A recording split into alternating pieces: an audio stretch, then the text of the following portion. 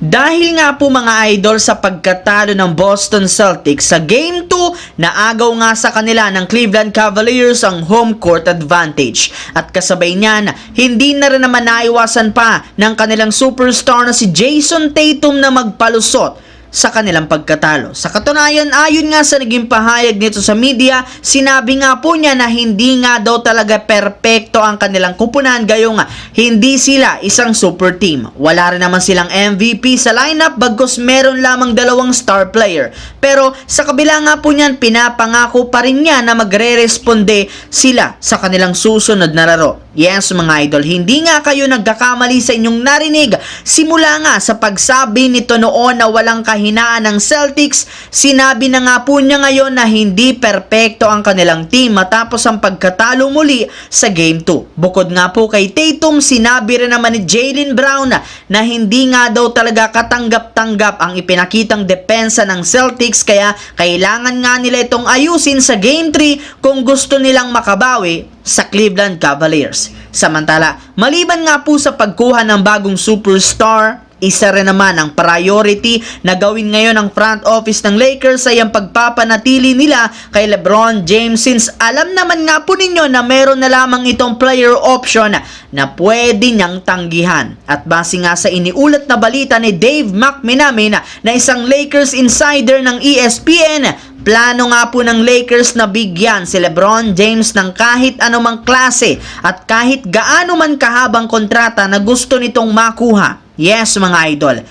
flexible contract ang ibibigay nila sa kanya ngayong off-season, gayong papayag nga sila na kumuha ito ng 1 year, 2 years o maging 3 years hanggang sa tuluyan ng magretiro si LeBron. Ngunit as of now, ang pinakamaganda, pinakamalaking kontrata nga po na maaari niyang makuha sa Lakers ay aabuti ng $61 million per year. Bali, sa kabila nga po ng edad nito na hindi pa rin nawawala ng tiwala sa kanyang Lakers, lalo pat 25.7 points, 8.3 assist at 7.3 rebounds ngayong season ang kanyang itinatala. Samantala, dito naman isang araw bago magpatuloy muli ang serye ng Denver Nuggets at Minnesota sa Game 3 na gaganapin sa Target Center, sinabi nga po ng head coach ng Nuggets na si Mike Malone sa kanyang mga players na itigil na ang pagtingin at pagmamakaawa nila sa mga referee, gayong kahit gaano man karami ang paghingi nila dito ng foul,